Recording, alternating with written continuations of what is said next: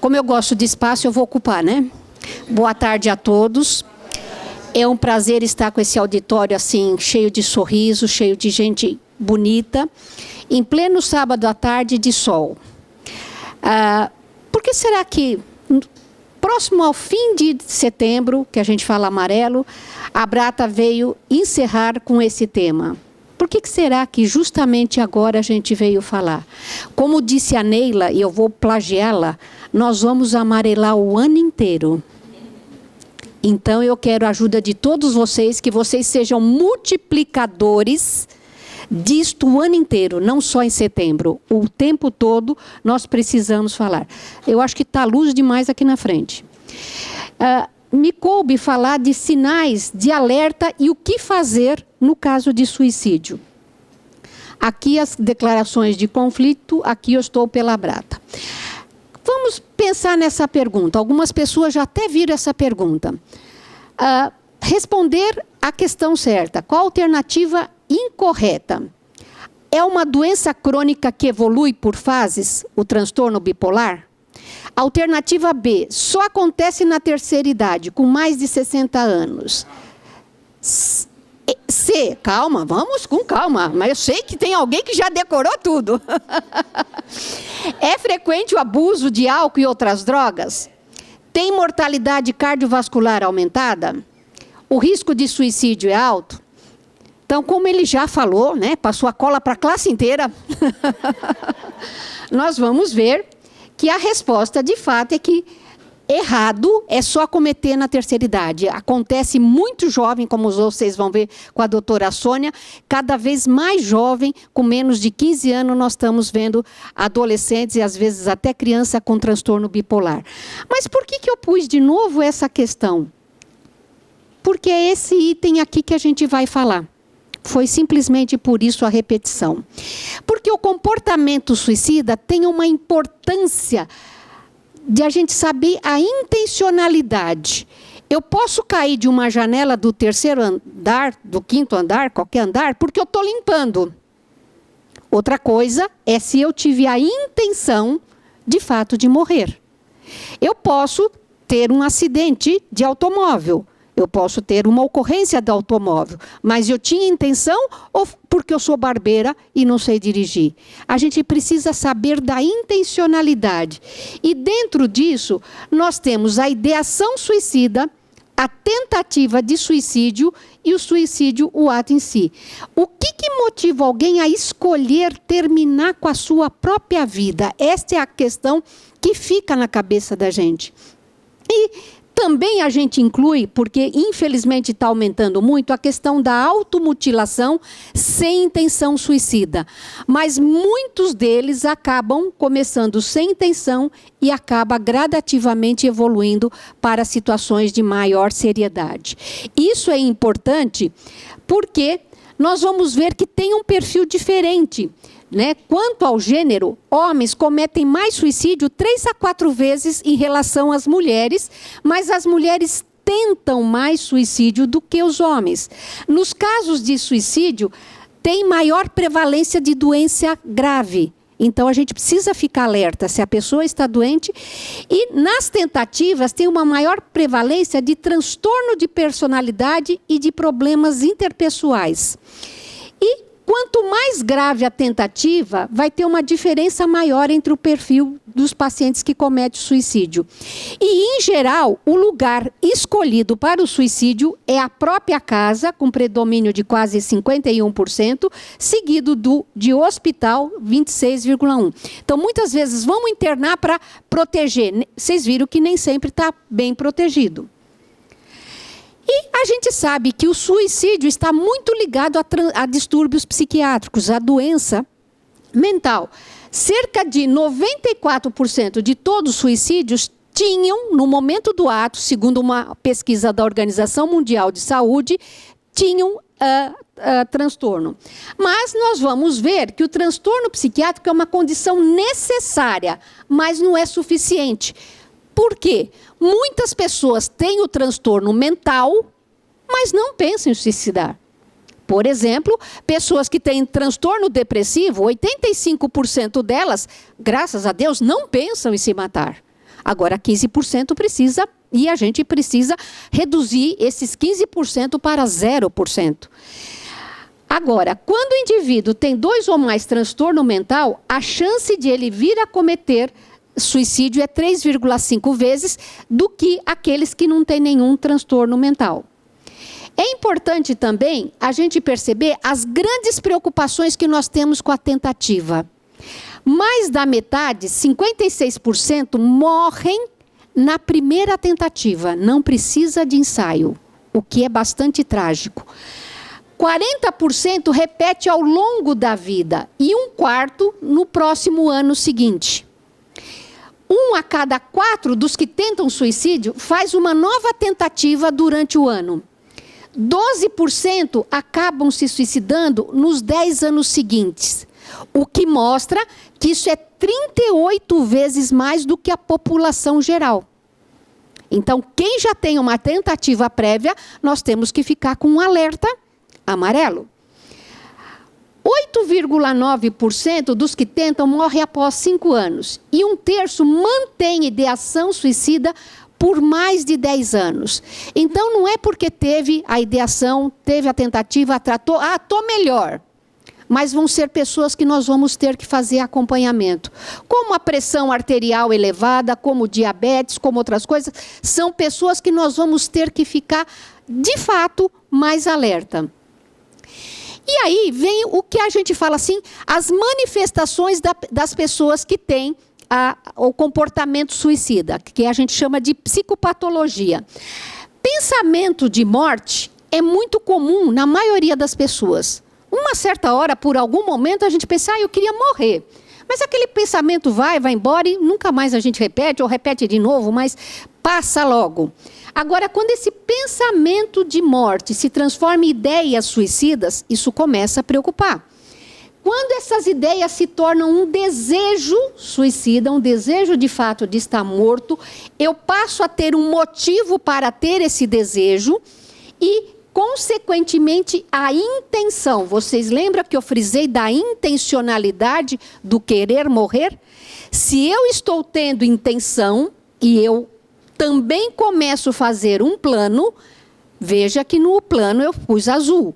Deveria pôr amarelo, senão a fitinha de maior alerta, que é o correspondente ao vermelho. Porque aí pode ter tentativas, atos impulsivos, o ato em si de suicídio. Muitas vezes o ato impulsivo, ele passa isso tudo direto. Não tem planejamento, não tem intenção.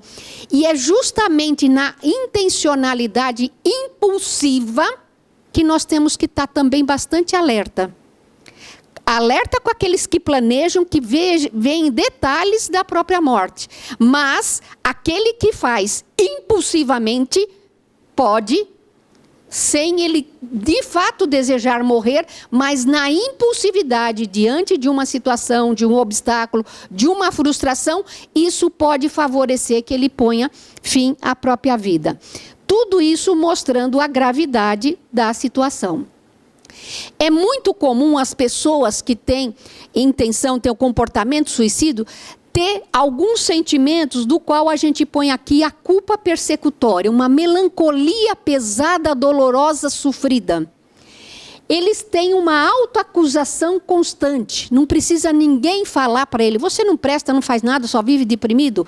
Eles já se cobram, gente, eles já se torturam. Há um funcionamento cognitivo que a gente fala dos 3 Is, né? É intolerável, ele não suporta a situação, o sofrimento que ele está passando. É inescapável, ele não vê saída. Não, mas ele podia fazer isso, aquilo. A gente que está de fora dá alternativas, mas a pessoa não consegue encontrar saída. E é interminável, parece que nunca tem fim. Eu não suporto, não tem saída e não tem fim o meu sofrimento. Imaginem como essa pessoa se sente. Além disso, ela tem uma falta de regulação do afeto. Ela não sabe ter flexibilidade em determinadas situações. Além da falta de tolerância. É aquela tolerância zero. Às vezes a gente faz uma coisinha assim, para ela aquilo é uma coisa enorme. Isso tudo faz com que ele fique esperando o castigo e esse castigo pode levar a ele tentar contra a própria vida. Quais os fatores de risco que aumentam? Nós costumamos dizer que tem os fatores de risco predisponente e os precipitantes. Vamos olhar aqui os predisponentes, aquele que predispõe a pessoa. Ter um transtorno psiquiátrico. Vocês viram que nem todas as pessoas que têm o transtorno vão ter ideação suicida, mas isso predispõe. Tentativa prévia. Não é porque eu tive uma tentativa que, obviamente, eu vou acabar me matando, mas tem que ficar de alerta. Suicídio na família, porque a genética é importante. História na infância de abuso sexual. Se a pessoa é impulsiva e agressiva, se ela tem um isolamento social, e eu chamo a atenção desse isolamento. Hoje, com a tecnologia da informação, a gente, não, mas eu tenho 200 e 300 mil amigos no Facebook, no Instagram, tantos me seguem, mas na hora que você precisa da xicrinha de chá ou do ombro amigo, você não tem ninguém. Então, esse isolamento que tem se favorecido, é importante que a gente estimule as pessoas a quebrar. Vamos voltar para o tempo da minha bisavó, onde a gente fazia um bolo de fubá com uma xícara de leite quente ou de chá quente, o que você quiser. Pode ser um guaraná, uma Coca-Cola com pipoca, qualquer coisa. Mas vamos fazer ao vivo, gente. Porque o isolamento é algo bastante pesado em todas as faixas de idade, principalmente nos extremos, para os adolescentes e para o idoso, que isso é importante. Doenças incapacitantes incuráveis. Então, a pessoa saber que tem um câncer, tem uma doença cardíaca, uma doença neurológica, tem AIDS, qualquer coisa que ela não consiga lidar, isso pode predispor à ideação suicida. E também alta recente de internação psiquiátrica. Mas, Alexandrina, acabou de sair do hospital? Aí que mora o perigo. Porque no hospital ela fica meio à parte a tudo que está acontecendo. A hora que ela volta para a realidade dela, aquela situação insuportável, interminável e que eu não vejo saída, volta a ficar presente. E muitas vezes, no primeiro, segundo mês pós-internação, a ocorrência de suicídio é grande. Do outro lado, nós temos os gatilhos. Eu posso ter essas coisas, mas está razoavelmente bem. De repente tem um evento de vida, uma desilusão amorosa. Pronto, para mim é tragédia. Já quero morrer. Um conflito de relacionamento. Briguei com meu chefe no trabalho, quem sabe ele vai me demitir. Uma desonra e vergonha, conforme a cultura e a formação religiosa, isso é importante. Não vou fazer nenhum comentário acréscimo pelo período que nós estamos. Mas a separação conjugal é outro momento. A derrocada financeira com essa crise econômica.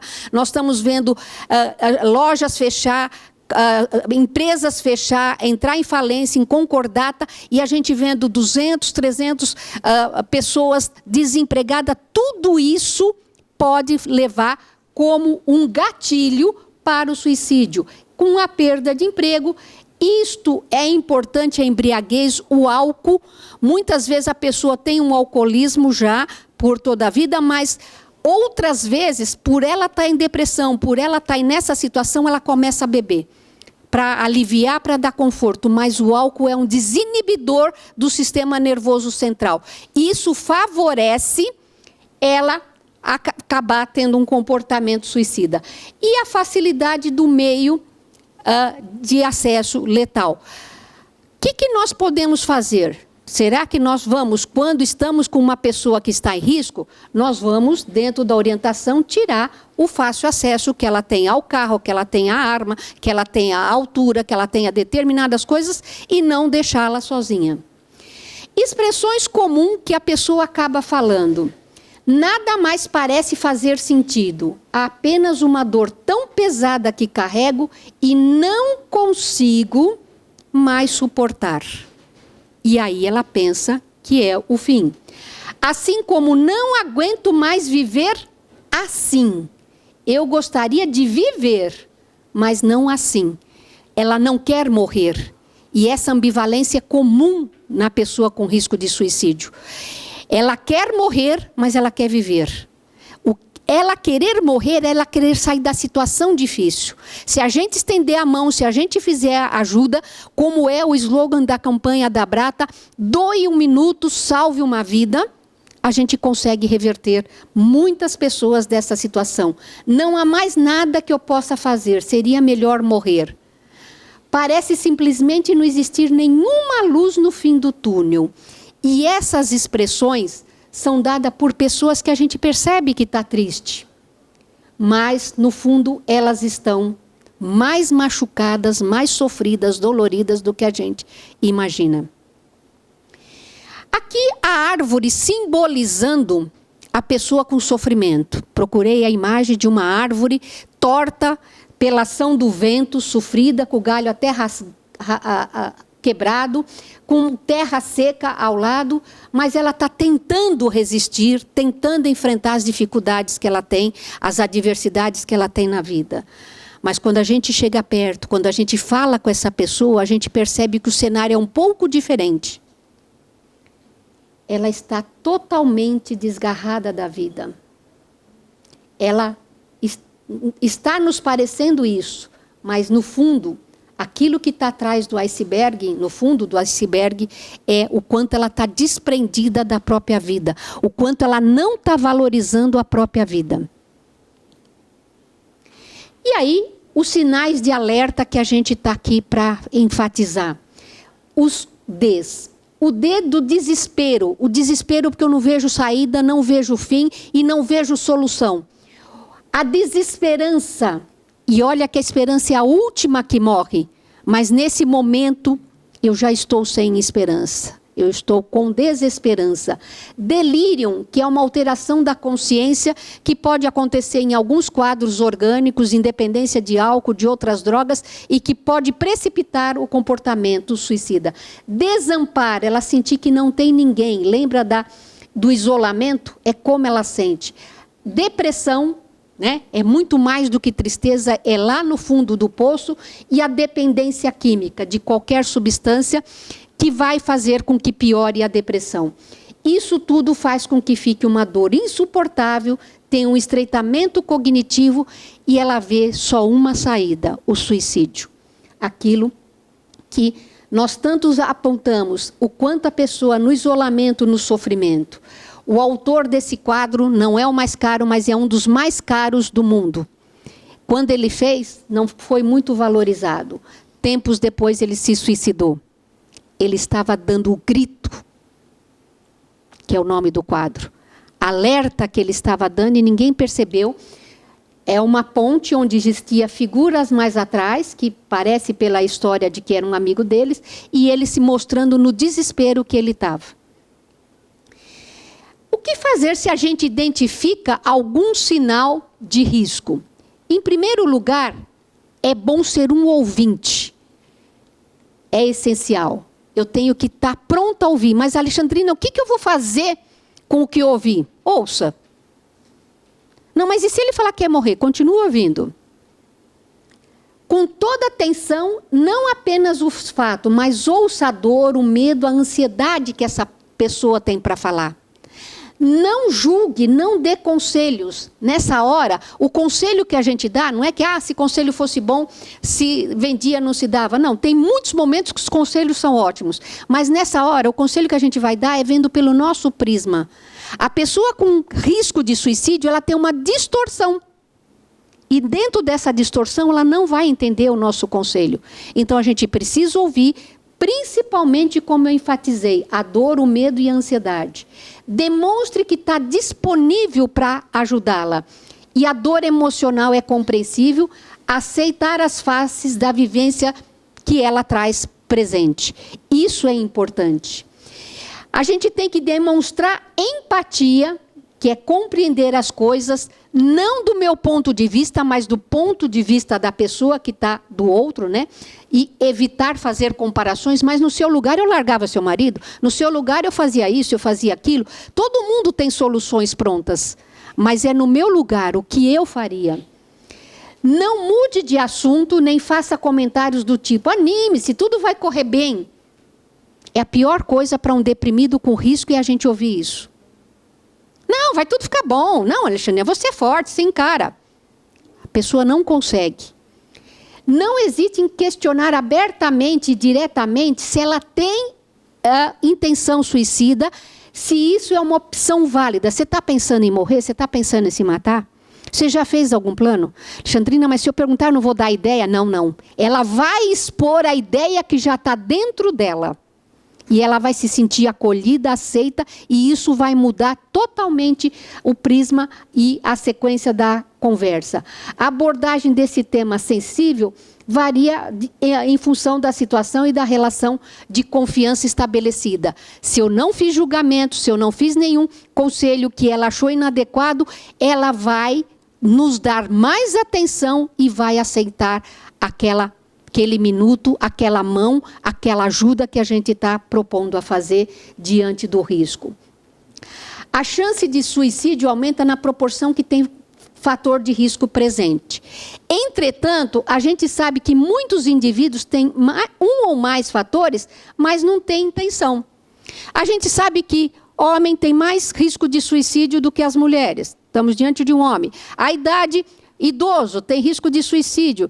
Aposentado, é risco de suicídio. Ele tem vários, mas ele está bem. Ele vai lá no jogo de bote, vai lá jogar com os amigos, jogar xadrez, bater uma bolinha de tênis. Ele está bem.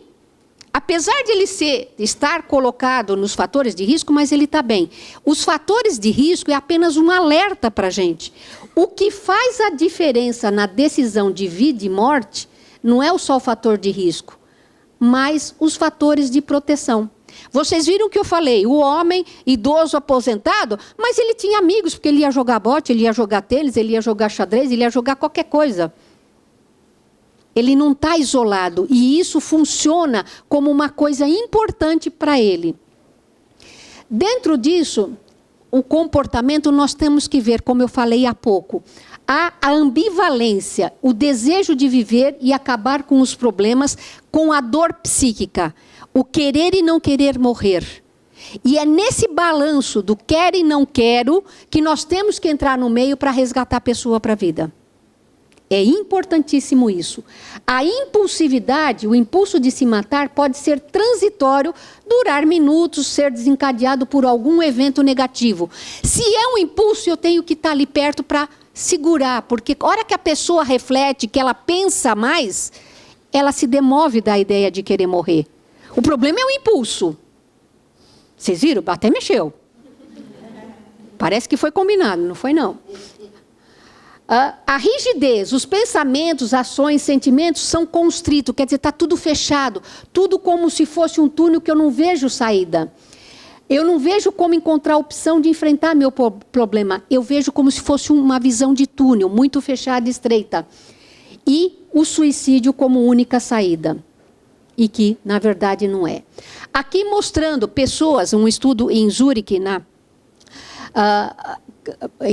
que foi feito com pessoas depois que já estavam mortas, né, foram com atestado de óbito. E foi analisado pessoas com transtorno bipolar, a causa de morte, neoplasia cardiovascular, acidente cerebrovascular, acidentes de outra origem, outras. Vocês vejam que suicídio destaca. Amarelo é as pessoas não tratadas, mas a branquinha é as pessoas tratadas. Mesmo tratado, o suicídio tem risco. Quer dizer que mesmo com tratamento, nós temos que estar muito alerta com as pessoas. E aí, a história familiar. Se eu tenho um familiar de primeiro grau, eu tenho 4 vezes chance mais de morrer. Alerta, mas eu não tenho obrigação de morrer por suicídio. É muito comum eu pegar alguns familiares e dizer, não, mas meu avô se suicidou, fulano, meu tio se suicidou. Sim, mas vamos mudar a história? Apesar da gente ter a genética, a gente pode mudar o trajeto.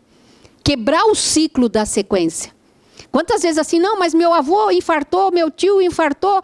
Eu vou infartar? Não, se eu não comer sal, não comer gordura, não tiver estresse, eu não infarto.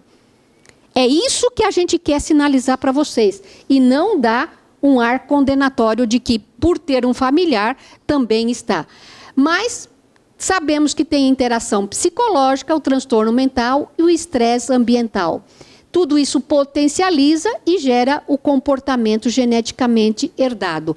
Mas, como tem interação psicológica e o estresse ambiental, se eu fizer terapia, se eu fizer tratamento, se eu fizer mindfulness, se eu fizer algum tratamento para que alivie meu estresse, mude meu ambiente, a visão que eu mudo, eu vou mudar minha genética.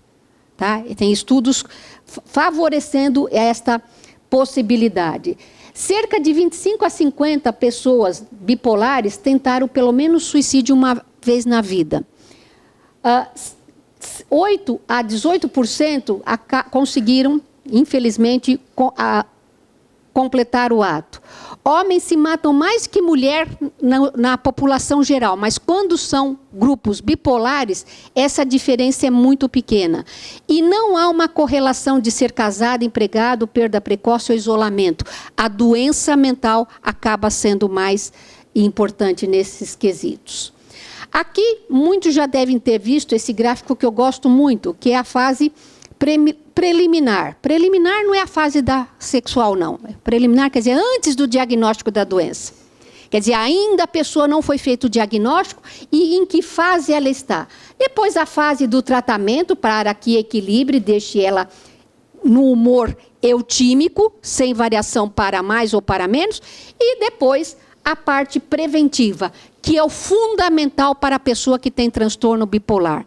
Só que a vida do bipolar não é assim.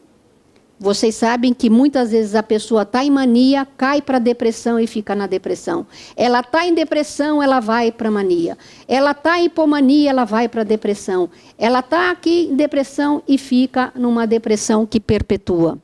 Então é muito importante a gente saber que a pessoa tem a doença da instabilidade. E se ela não colaborar com o tratamento e a família, a gente não consegue o controle. Agora, a gente chama atenção porque está muito frequente, muitos médicos veem uma pessoa com transtorno bipolar e falam, não, esse é border. Né? E aí a gente deve alertar que os médicos devem abster-se de rotular de transtorno de personalidade na descrição de pacientes que esteja com a doença afetiva ativa. Se eu estou em pleno quadro de depressão ou de mania ou estado misto, não se fala em transtorno de personalidade. Claro que a comorbidade existe, mas é importante porque em todas as fases, se está ativa a doença, pode ter confusão diagnóstica. E deve se concentrar no tratamento do transtorno bipolar. Porque a gente vê médico desanimando de tratar o bipolar, porque logo põe o rótulo de border na pessoa. Muitas vezes o desajuste da personalidade é pós-doença afetiva, decorrente de distorção, conflito que a própria doença ocasiona na vida do indivíduo. Lembra que a gente falou que não começa na terceira idade, né? Vocês tiveram alguém que logo passou a cola para todo mundo. Importante isso, por quê? Por começar muito jovem, vai ter alterações na vida dessa pessoa muito jovem, antes mesmo da personalidade estar formada. Então, é importante a gente considerar isto. E veja que quando a gente fala de transtorno de humor, a gente tem que lembrar de uma coisa. 50% dos pacientes com transtorno de depressivo maior, começa o quadro entre 15 a 35 anos. Tanto a depressão quanto a bipolaridade. E a gente sabe que nessa fase também começa o abuso de drogas. Será que o transtorno bipolar precede, antes do uso de droga? Ou será que a droga precedeu o quadro de transtorno de humor? Será que persiste após a retirada da droga o transtorno de humor? Ou o abuso persistente mesmo após a remissão do transtorno de humor? Tem história prévia do uso de drogas antes da bipolaridade? Tem história prévia de abuso de drogas antes de qualquer transtorno de humor? Então, muitas vezes fica difícil a gente diferenciar o que veio primeiro. O ovo ou a galinha o ovo, e às vezes a gente não consegue a resposta. Agora, o uso nocivo e dependência de substâncias psicoativas é um dos problemas de comorbidade frequente no paciente que tem depressão, ansiedade, esquizofrenia e também no transtorno bipolar. É muito comum o consumo de álcool e outras drogas, com isso vai ter menor adesão ao tratamento, pior resposta ao tratamento farmacológico, o médico vai trocando, vai mudando, aumentando a dose e não consegue. Maior número de episódios, principalmente às vezes episódios depressivos ou de euforia, conforme a droga. Menor tempo de intervalo livre, sem sintomas. Há períodos que temos depressão, há períodos que temos euforia, mas há um período que a gente tem normalidade. Aquela eutimia que a gente apontou na setinha amarela. Mas se a pessoa usar droga, encurta esses espaços e mistura tudo, fica sem período de normalidade. E piora o prognóstico e aumenta o risco de suicídio. Por isso é que a gente está dando o alerta do ovo e da galinha, né? E aí o uso de álcool na mania, para tratar a insônia, porque as pessoas ficam muito eufóricas, não têm a vontade de dormir, a impulsividade, quer se manter mais eufórica ainda, desinibida. E na fase depressiva, para diminuir a dor, o sofrimento, induzir uma anestesia, uma automedicação e abaixar a ansiedade. Seja lá na mania ou seja lá na depressão, o álcool sempre é a solução. Não. Não é solução, é complicação. Importante a gente ter esse alerta. Aqui algumas pessoas, parece que tem vozes falando comigo. Aqui alguns personagens famosos que tinham aí transtorno de humor e junto com drogas, aqui álcool, aqui fenobarbital, outras drogas que vocês sabem bem quais, que acabaram levando essas pessoas a acentuar a depressão e acabarem com a vida. Então, lembrar que as drogas aumentam impulsividade e agressividade, então a gente deve coibir o uso de qualquer substância. Vocês veem até que tem alguns medicamentos que as pessoas têm usado muito, que são estimulantes do sistema nervoso central, e que piora a impulsividade e favorece o suicídio. A impulsividade em si não é um sintoma, não é um diagnóstico, é um sintoma de um enorme número de transtorno, só que contribui para agravar os problemas de saúde. A impulsividade vai desde o suicídio, abuso de substância, acidentes, violência e agressão e homicídio. Vai desde eu agredir a mim mesmo até agredir terceiro, passando por outras. Tudo isso mostrando o que a impulsividade faz. Esse eu já falei. Uma outra perguntinha, agora é a correta. Sem uso de estabilizador de humor ou de um antipsicótico atípico, o tratamento realizado só com antidepressivo, a pessoa com transtorno bipolar pode estar sujeita... Eu já pus a resposta, Alexandrina? Acho que eu estava dormindo nessa hora, né? Agora que eu vi que a gente corta slide para encurtar a apresentação. Estar sujeito a acelerar a ciclagem? Pode, se está só com antidepressivo, sem estabilizador de humor. Ter precipitação de episódio misto e descontrole da doença? Sim. Ter piora, né, no curso da doença com graves consequências na vida da pessoa? Sim. Ter longos períodos de tratamento inadequado ou sem tratamento e piora na resposta de forma desfavorável e cronificar? Sim. Então, a gente lembrar que toda pessoa com transtorno de humor tem que ter um estabilizador de humor que cada médico vai escolher o melhor para o paciente em questão. Qual é o melhor? Aquele que controla e estabiliza a doença daquela pessoa. Alguns se adaptam com um remédio A, outro com B, outro com C, cada um vai ter o seu melhor. E nada mais do que o bom médico junto ao seu paciente para saber qual vai ser o melhor estabilizador de humor. Aqui mostrando apenas o que a literatura mostra, que o lítio tem ação anti-suicídio comprovada. Aqui a redução, né, com lítio e o risco na população geral, mas as pessoas com transtorno bipolar têm o risco alto, com o lítio diminui. E aqui também para tentativas. Mas não é tomando o primeiro comprimidinho de lítio que eu já fico fora de risco. Leva algum tempo. Quanto tempo? Varia. E varia mesmo. 15 a 20 dias é o antidepressivo para fazer efeito. O carbonato de lítio é de 3 a 6 meses para, de fato, a gente ter garantia que a pessoa está protegida. Ah, mas eu já tomei 2 meses. Não, calma. O cérebro precisa de um tempo e de um equilíbrio para que a gente diga que a pessoa está protegida.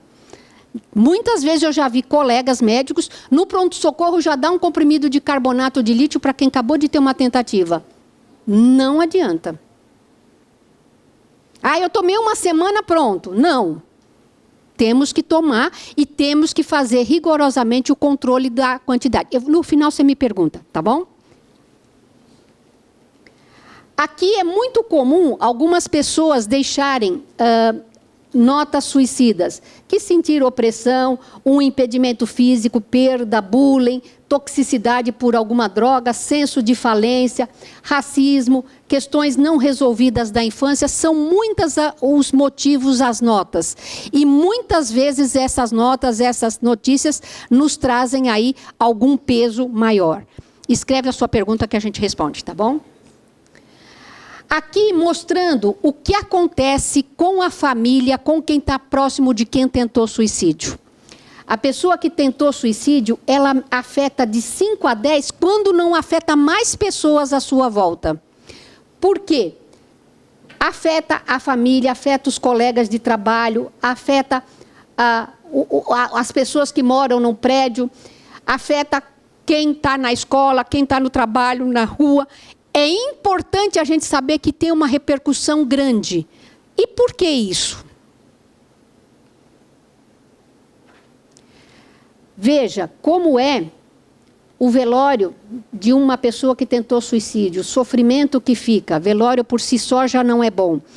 O policial militar que, numa cena de suicídio, o quanto ele se lastima. O condutor do metrô, ou do trem, ou do ônibus, os motoristas de um modo geral, quando eles... Porque se ele frear, quantas pessoas ele põe em risco? Então eles não podem frear. Só que eles carregam para o travesseiro essa dor.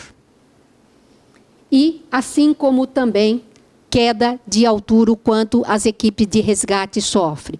Tudo isso... Familiares, os profissionais que lidam com isso, nós falamos que são sobreviventes do suicídio.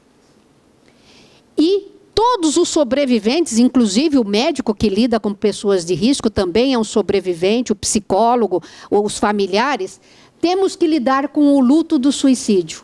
Fica uma culpa e tabu, um julgamento, como ninguém viu, não fizeram nada, família não percebeu, o médico não viu? Né? A intensidade e duração desse luto, os processos sociais, o sentido que se dá à morte, o impacto que tem no sistema familiar, se era o chefe de família, o pai, a mãe, e a busca do porquê que nunca vem. Por que aconteceu isso? A gente não tem resposta. E a temática de suicídio, o quanto precisa ser falado. Então, superar não é esquecer o acontecido. Superar significa a gente aceitar e continuar a viver. Alguém que planeja tirar a própria vida, está pensando que vai aliviar, abreviar, fugir e encontrar a paz. Esse é o pensamento de quem tentou o suicídio. Mas o sofrimento desperta é um sinal de rigidez emocional. Não é garantia de aprendizado. Muitos sofrem e nada muda.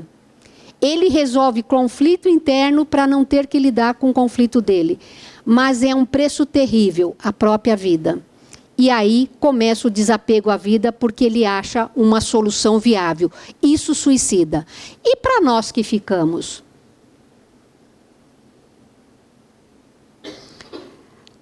Vicente Van Gogh também se suicidou. Ele teve várias internações, vários episódios, decepou sua orelha e no final acabou terminando com a própria vida. Ele tinha transtorno bipolar, além de fazer um uso pesado de bebida alcoólica, o absinto, que é um forte teor alcoólico. Então, tudo isso mostra que a bipolaridade é assim, instável. Vocês sentiram o quanto é instável?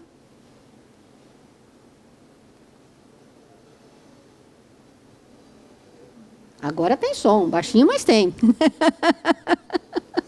Aqui mostrando o Setembro Amarelo, a árvore, o ipê amarelo, a Igreja Senhor do Bonfim, o Cristo Redentor e a esplanada iluminada de amarelo. Né? Nós, do Conselho Federal de Medicina, da Associação Brasileira de Psiquiatria, como parceira do CVV e voluntária da Abrata, nós estamos aqui para desejar a todos vocês que amarelem o ano inteiro.